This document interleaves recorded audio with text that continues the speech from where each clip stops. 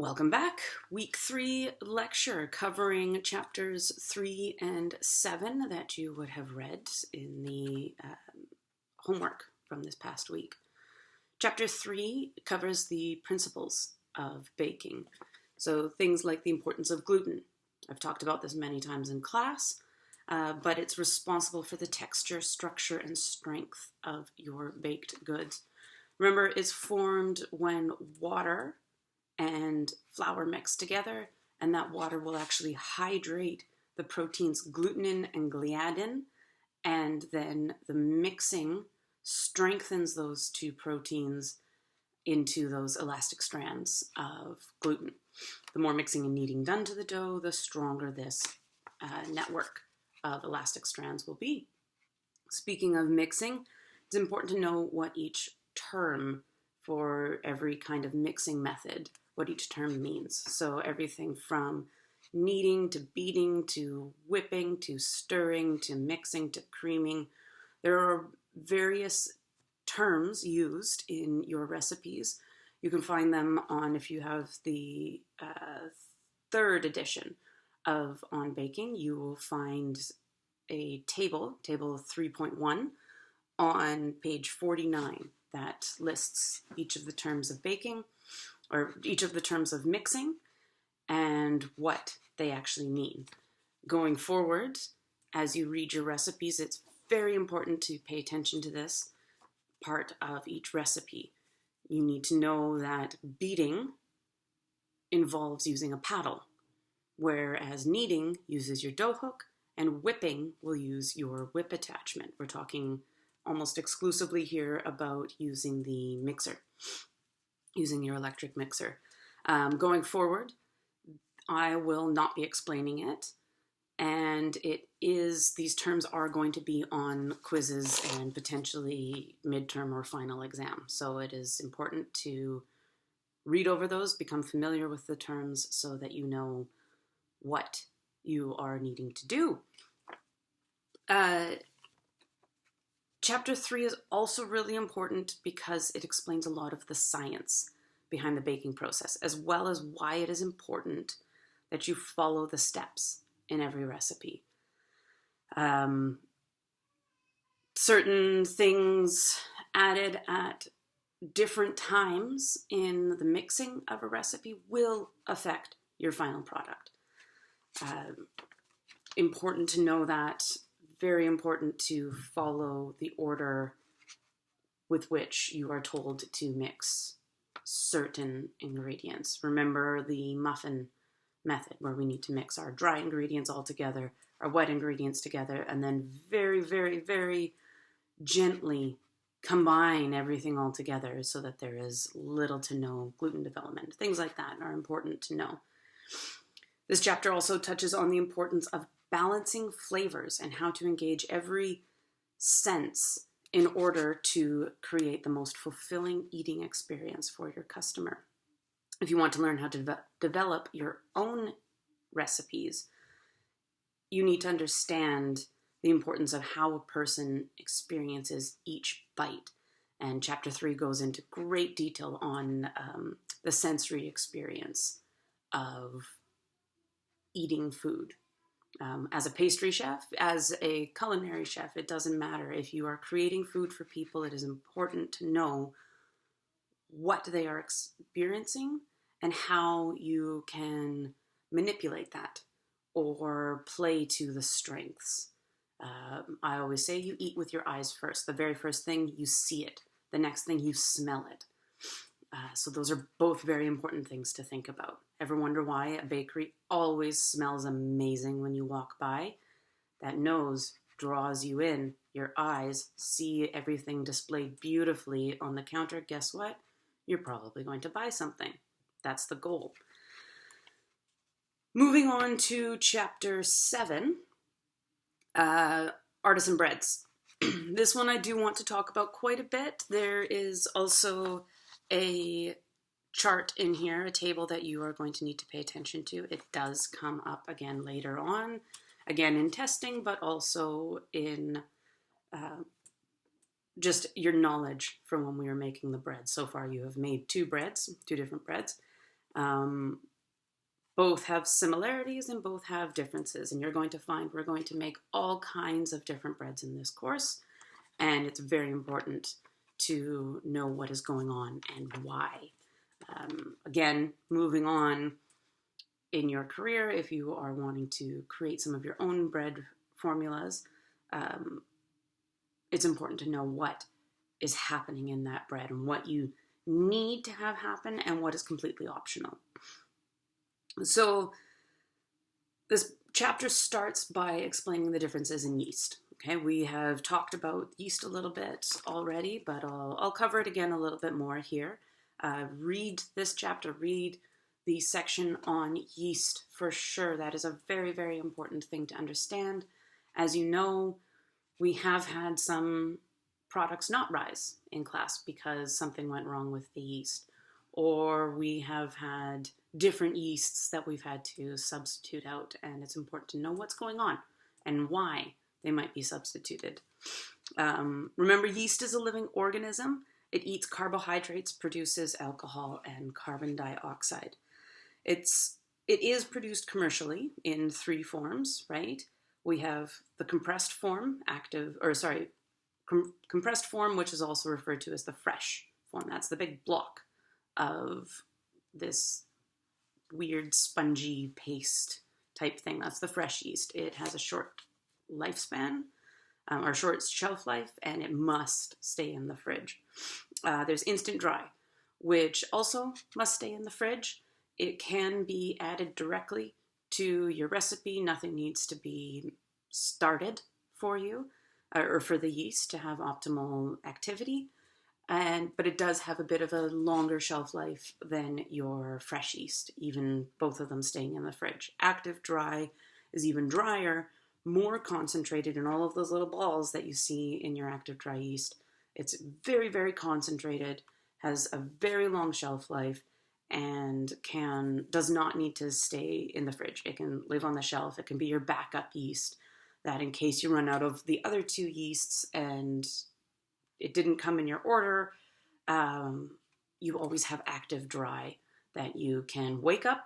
It takes about 15 minutes. You rehydrate it with warm water, and then you'll see it'll form that paste like your fresh yeast, and then it's ready to be just added right into your recipe and will work same as instant yeast and fresh yeast. There are many forms of natural yeast, from brewer's yeast to nutritional yeast. There's yeast floating in the air all around us all the time. Prior to commercial yeast being developed, bakers used the yeasts in the air in their breads. They learned that if they left a mixture of flour and water out overnight, some of these natural yeasts would find their way inside, and they would have a more flavorful and a nicer texture to the crumb of their breads.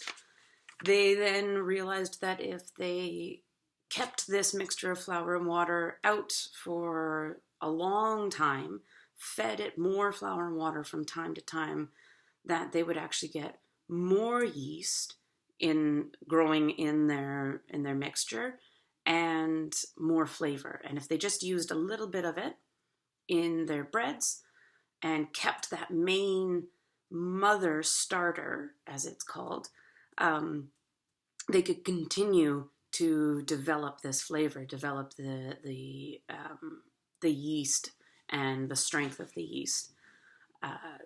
This is what we would call a sourdough starter. So you have the pre-ferments that just rest overnight or sit overnight and collect a little bit of yeast and get a little bit of flavor in there. And then you have the starter that is, sometimes it is kept for generations, as long as you keep it free of contaminants, bad bacteria we don't want in there, and you keep feeding it, you can keep a starter going for hundreds of years. And the flavor development in that is so complex and so wonderful. Let's see. checking my notes.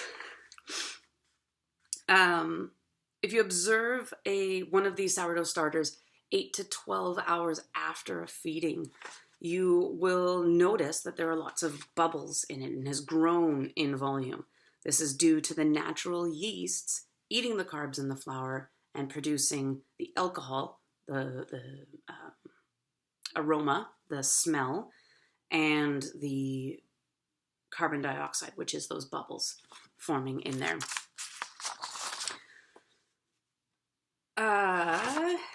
If you take artisan breads later on in your schooling here at LaSalle, you will get to use certain things like, let's call them shaping helpers, right?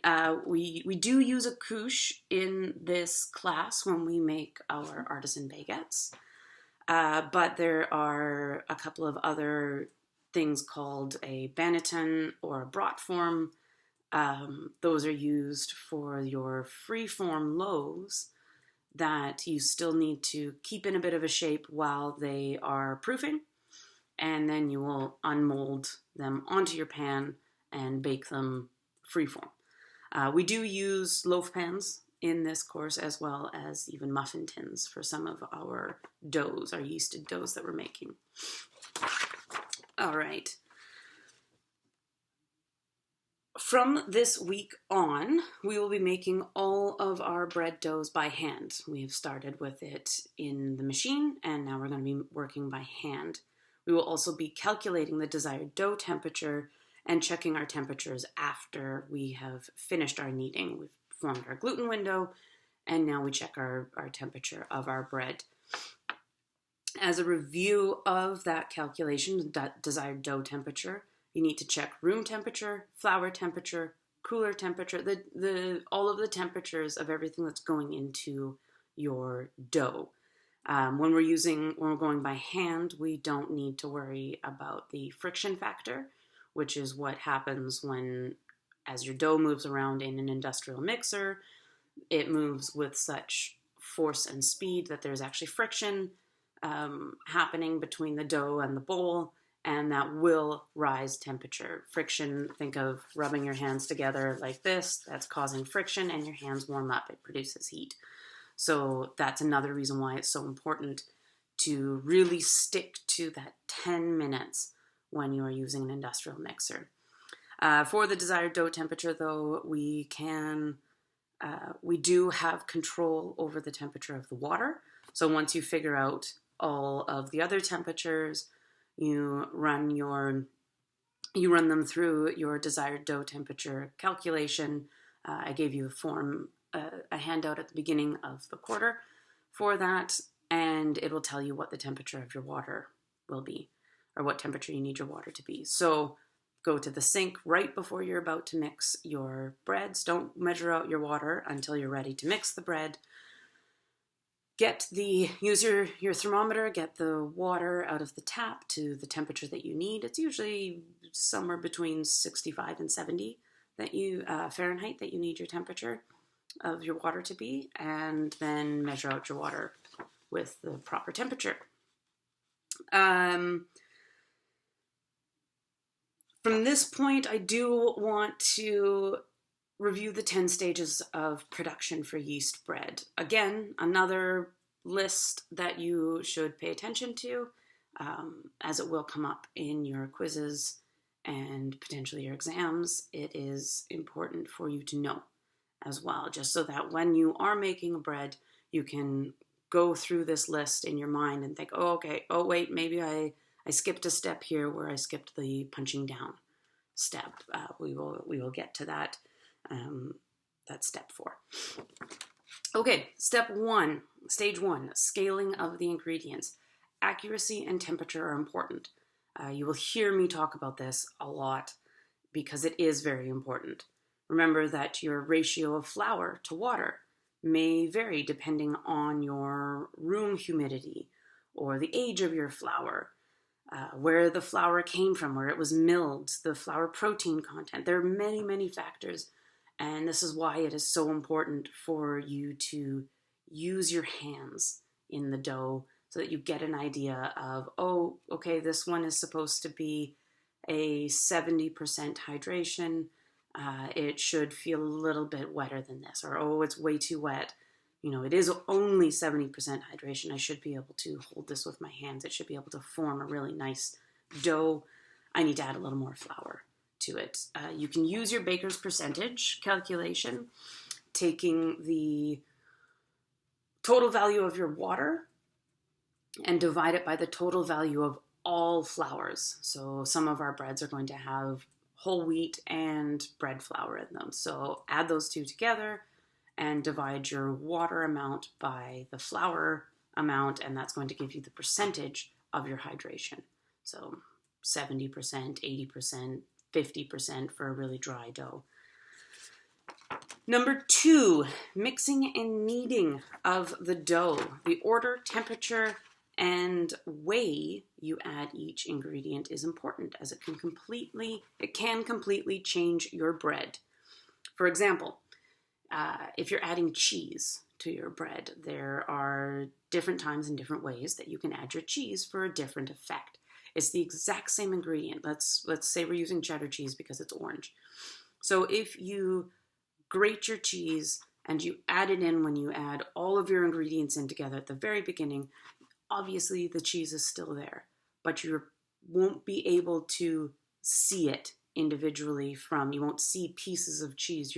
Your dough will be a little orange in color if you're using cheddar. The cheese will have been distributed all throughout. You will have a very nice, even flavor, but it won't be distinguishable. Whereas if you do all of your kneading and you check your gluten window, you've checked your temperature, everything is good, now you can take that grated cheese, add it in, just very, very gently mix it in together. You're not kneading it in together necessarily, you're almost folding. I'll show an example of how we do that when we tackle a bread that has an inclusion like this in it. And you fold it in a little bit, distribute the cheese throughout, but it's still going to remain distinct pieces of cheese when you bake the bread. Alternatively, if you, instead of grating your cheese, you cut it into little cubes and you mix it in the same kind of way. Again, you will have large pieces of cheese. There won't be as many. It won't be as evenly distributed necessarily, but you will have these beautiful pockets. Remember, when the fat in the cheese gets into the oven, it melts. You get these beautiful pockets that are, the whole outside of this pocket is surrounded by molten cheese, melted cheese, but you've got these big holes in there. So depending on what you want your bread to do, how you want your customer, your consumer to use that bread will depend on if you add it at the beginning, if you add it at the end, if you add it in bigger pieces, if you place it just on top. There's all kinds of ways to change your bread just purely by how and when you add your cheese in there, or your other inclusions in there. There's also things, like I've mentioned earlier in this lecture, called pre-ferments. A sponge, which is a name for a pre-ferment, or a biga, there's a few different ones. They tend to age overnight, 12 or 24 hours, whereas something like a sourdough starter, like I said, can be going for generations, right? It could be going for hundreds of years, and you've had to keep it going. Then you also have something called old dough. It got that name because it was typically today's dough that wasn't used. You almost always in bread production, create more bread or more dough than you need for that day, and you take what's left, you leave it in the fridge overnight, and you put that into your dough the next day. Repeat this day after day after day. It will help to create a little bit of extra flavor in there in your breads, and it can even help a little bit with the gluten development. Kneading is important, as I've talked about, in the formation of gluten, and even raising the temperature. Remember, this is where the temperature of your dough is going to come up because of that movement. There is still friction happening. There is still heat being created in there, and that heat is important for promoting yeast activity. The warmer it gets, the faster the yeast is going to work, obviously up until the yeast goes into the oven. There is a certain temperature, I'll get to that in a little bit, where your yeast will actually die. It's a living organism. Once it gets too hot, it dies, so it will stop its activity. But coming up to that temperature, it starts to be faster and faster and faster and faster and faster. Alternatively, if you put your dough into the fridge or outside, if it's cool outside, it's going to slow down that activity, which will then produce a much more complete flavor in your bread. Let's see. There are 2 stages of mixing. One of them is called pickup, and that is where, if you're using a mixer, you go for about a minute on a lower speed, let everything start to come together. Once you've formed a really rough dough, then you move on to the second step, or second stage, which is the mixing, kneading of it, and that's where you start your 10-minute timer, and you are developing your gluten now. So pickup is when you're just picking up all of the ingredients, pushing them together and to form that rough dough, and then kneading smooths everything out, mixes it together really nicely, and develops your gluten. Stage 3, fermenting the dough. Bread gets its flavor and volume from fermenting, right? This is the process of yeast. This is the term for the process of yeast turning carbs into alcohol and carbon dioxide, CO2. The alcohol creates the flavor and the CO2 creates the volume. Fermentation starts the moment you stop kneading until the dough reaches 138 degrees Fahrenheit during the beginning of your baking. So from the outside, the yeast dies faster, which is why you get that crust forming, and then it continues to open and create volume from the inside. And that's where you can see when you score your breads, and all of a sudden then that opens up and some of that inside dough starts to make its way out. This is called oven spring. Get to that again later. Stage 5 and 6, not a lot to talk about there. Stage 4 is the punching down. The gas is, you're lightly folding the bread over. You'll see that the volume will come down. You are punching down. It's a very violent term for what you're actually doing. It's very gentle, what you want to do with the bread at this point. You're redistributing the gas throughout the dough, which helps to reactivate the yeast cells.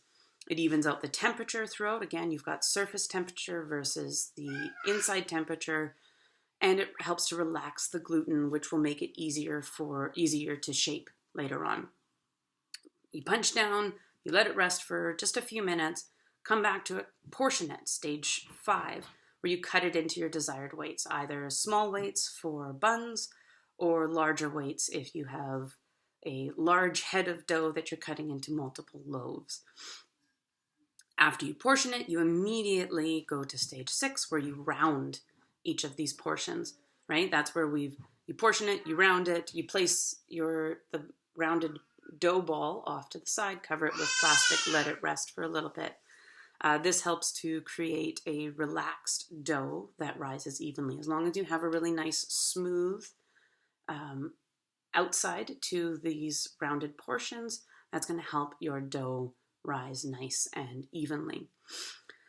Now we come to stage 7, which is the makeup or the shaping of your bread. Depending on the hydration, you'll want to shape your doughs differently. A soft dough, you want to try to get it as tight as you can, whereas a firm dough, you can be a little more gentle with it.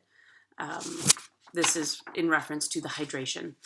This is where we come back as well to these shaping helpers, right? The couche, the banneton, the brat form, loaf pans, muffin tins, all of these kinds of things are used to help you maintain the shape that you have created for your bread. Some of the breads, depending on their hydration, can just be free-formed and left on the pan to proof there. Sometimes you need to, especially for the higher hydration, a softer dough, you need to actually put it into one of these forms to proof so that it doesn't lose all of its shape. A 100% hydration dough is just going to be basically a puddle by the time that you're ready to bake it if you haven't held it in a shape. Proofing. Stage 8, it's the final rise of the shaped dough. Most doughs will benefit from a higher temperature and humidity for this stage. This is the proofer, the proof box, right? We raise the temperature a little bit from the room temperature. It feels nice and warm in there. We add a bit of water in there, which creates some humidity, which helps to create or keep the crust of your bread nice and soft during this stage, because that allows for the bread to continue to rise, continue to proof. If that dries out, the crust dries out, you might get some movement, but you're not going to get all of the movement that you want, all of the shaping that you want, because you actually have a dry crust forming already on the bread, and that is not going to remain elastic. You need to keep that gluten nice and moist so that it will continue to stretch. Typically, you want your dough to double in size while it is proofing, and you can check that it's done proofing by lightly touching the dough. If it springs back right away, it's not ready. If it slowly comes back after you have touched the dough, then you know you're ready. That the dough has been fully proofed at this point. If you underproof it, you go for too short an amount of time, your dough will remain dense and it won't have that nice texture that we look for with the inside of a bread. If you leave it for too long, you overproof it, it will become potentially sour, which may not be desired. You will have poor volume. It will actually start to collapse on you, probably end up being a little bit lumpy, and it will be pale in color when you bake it. That the surface tension on your crust has now relaxed, and it doesn't bake in the same way. It doesn't color in the same way as if it was still nice and tight. Keep that surface tension nice and tight on your bread. Stage 9, baking. You can refer back to chapter 3, where it talks about the principles of baking, what's happening.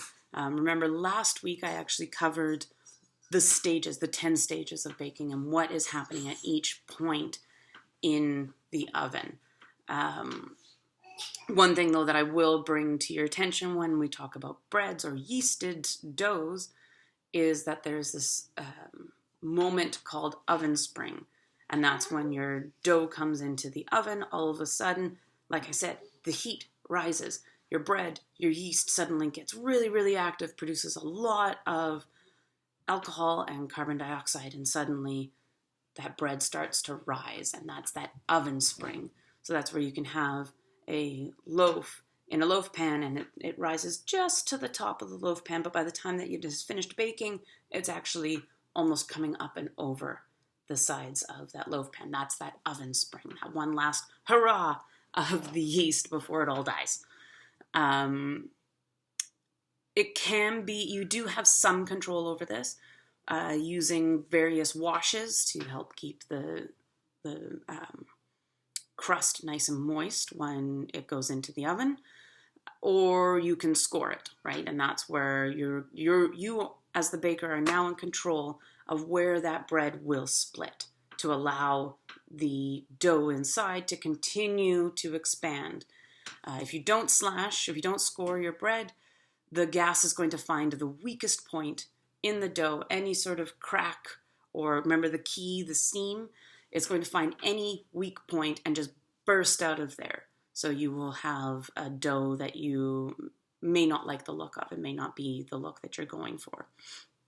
Something to keep in mind as you are creating this image of the bread that you want to end up with, all right?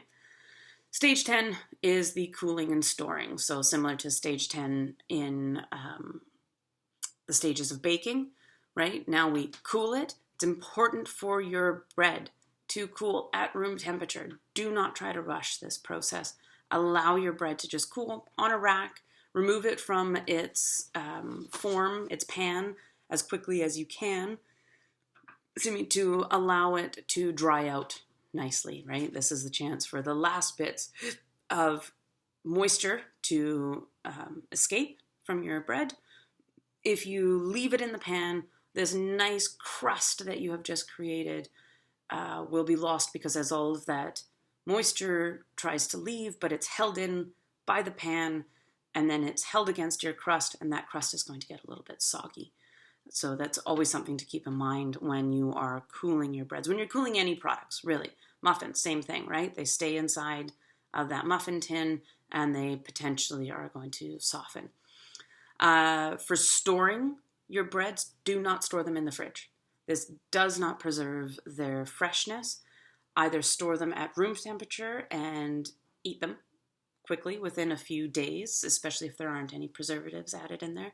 You want to eat that bread that's stored on the counter fairly quickly, within 3 days or so, depending on your bread. If you're using a sourdough starter, you get a few extra days. You get about 5 days. If you've used a sourdough starter, there is natural preservatives that can be found in a sourdough starter.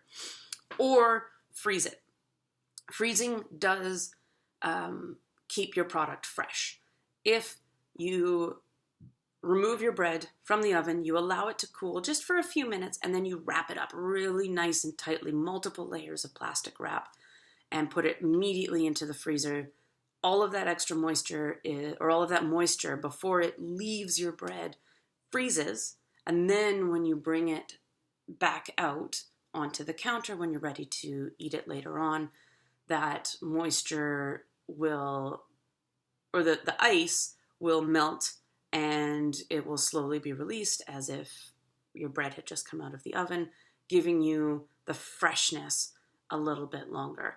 Bread is stale once all of the moisture has left.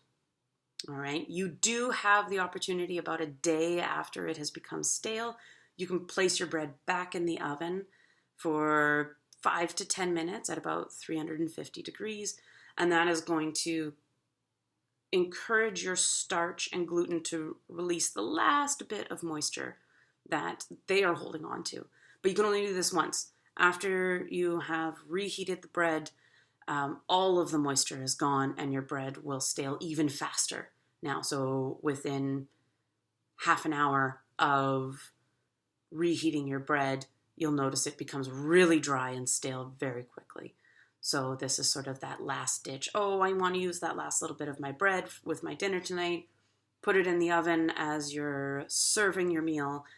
Pull it out, and voila, you have beautiful, fresh bread that you can still enjoy.